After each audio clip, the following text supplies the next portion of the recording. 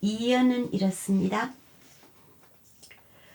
Knabe sprach, ich breche dich, Röslein auf der Heiden. Röslein sprach, ich steche dich, dass du ewig denkst an mich, und ich will's nicht leiden. Röslein, Röslein, Röslein rot, Röslein auf der Heiden. 소년이 말했답니다. 스포크입니다. Ich breche dich. brechen, break입니다. 널 꺾을 테야. dich, 너를. Ich breche dich. Knabe sprach, ich breche dich. 그죠? 소년이 말했는데 꺾겠다. 너를. 여기에 이제 강조가 들어가는 거죠. 지금 소년의 의도가 드러납니다. 너를 꺾겠어. 드레핀 장미. Röslein sprach. Röslein 들장미가 말했다. Ich steche dich. 널 찌를 테야. steche 찌르답니다. 그런데 들장미에는 하나 더 붙어 있어요. Dass du ewig denkst an mich. 네가 영원히 생각하도록 나를 영원히 생각하도록.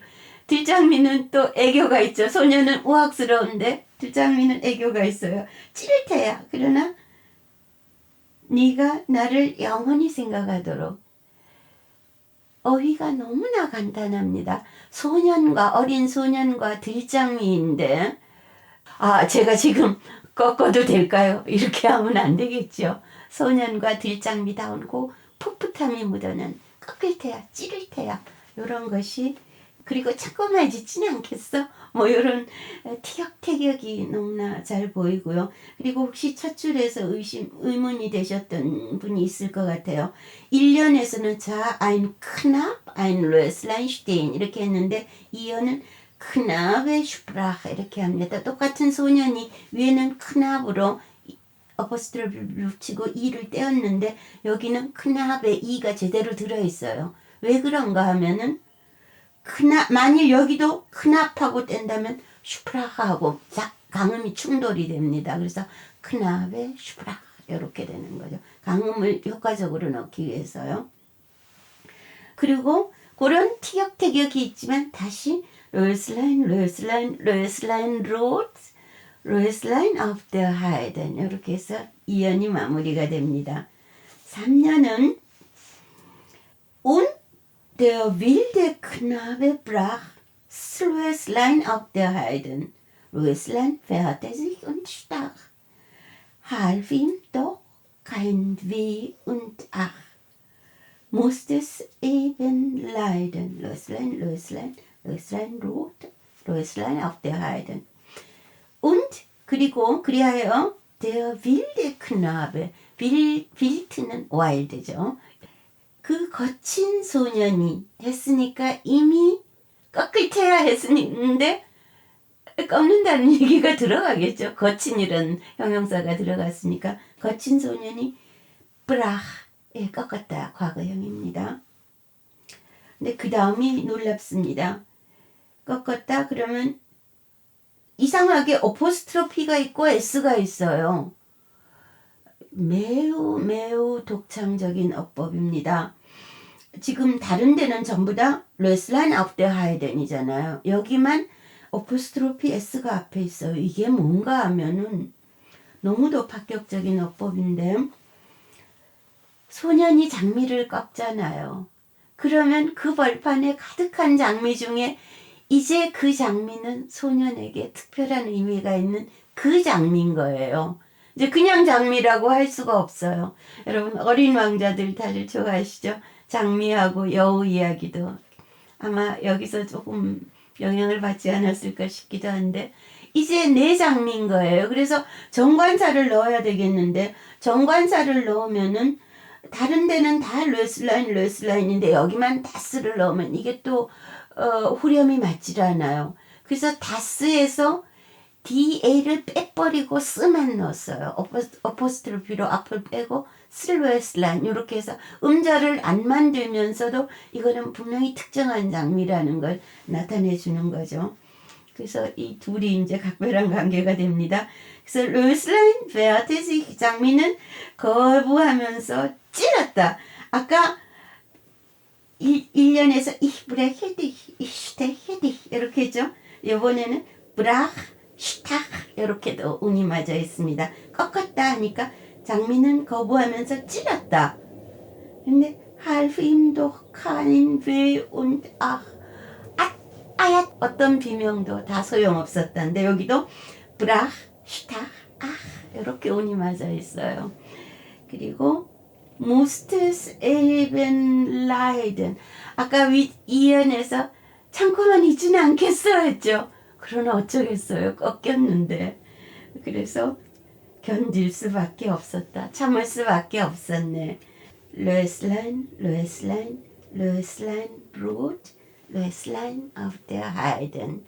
아무튼 예, 사랑 이야기죠. 사랑 이야기인데 태격하고 또 꺾이고 또 뭐 거창하게 얘기하면 뭐 숙명을 얘기할 수도 있겠지만 아름다움을 이렇게 그냥 보지 못하고 또 소유하고 싶어하는 마음, 또 꺾고 마는 어떤 젊음의 한계라든지 저항해 보지만은 또 꺾이고 마는 꽃, 또 어쩌면 그것이 죄로 이어질 수도 있고 뭐 이런 미숙하지만 또 아름답기도 한 이런 사랑들을 아주 단순한 어휘에 담아서 그리고 있어요. 그래서 생각을 해보면은 이런 이야기가 있었지만 다시 카메라가 뒤로 쭉 물러나는 듯이 하면서 붉은 벌판을 보여줍니다. 그래서 무심한 듯이.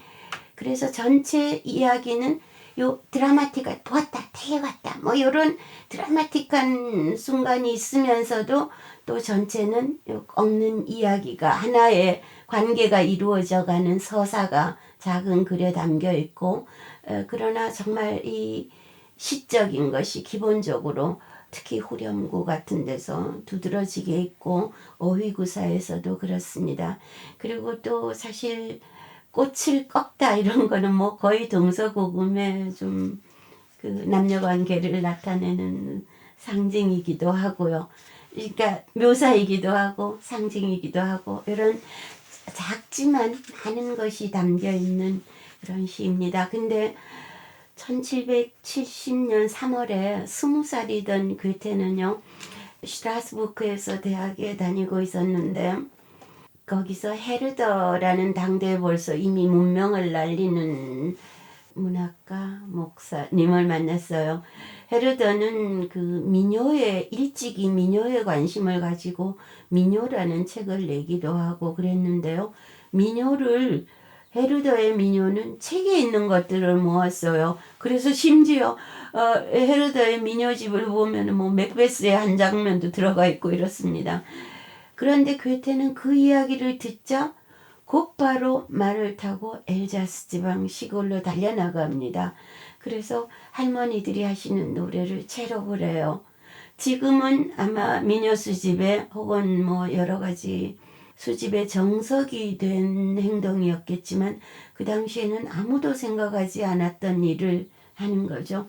그래서 그 민요들이 지금 12편이나 디셀도프 괴테박물관에 보관되어 있습니다. 그런데 괴테는 그 자기가 수집했던 민요들에서 그걸 그대로 민요를 흉내만 낸 게 아니고 민요의 소박함은 가져오지만은 그러나 노래다움도 가져오고요. 그러나 그것을 더 효과가 극대화되도록 사실 상당히 다듬어진 시입니다. 아까 모르겐셴 같은 예도 말씀드렸죠. 이런 조어는 민요에서는 정말 상상이 안 되는 조어입니다. 그래서 이런 식으로 괴테의 전형적인 어떤 글쎄요, 태도라고 할지 방법이라고 할지 그때 자신의 관심을 끄는 것에 전력을 다해서 다 가서 보고 들어보고 써보고 또 나도 따라 지어보고 또 그 다음에 또 민요는 가질 수 없는 나만의 또 훨씬 정교한 것들도 만들어보고 그래서 괴테 자신에게서 발라드가 너무도 중요한 장르로 자리를 잡고 그것이 발라드 설명에서 말씀드린 대로 또 독일 문학 전체에서도 어쩌면 문학의 전체 흐름에서도 발라드가 끊임없이 사라지지 않고 나오는 이유이기도 할 겁니다. 이런 좋은 발라드들이 이제 자꾸 쓰여가는 거죠. 우선 괴테에게서만 더. 예, 감사합니다.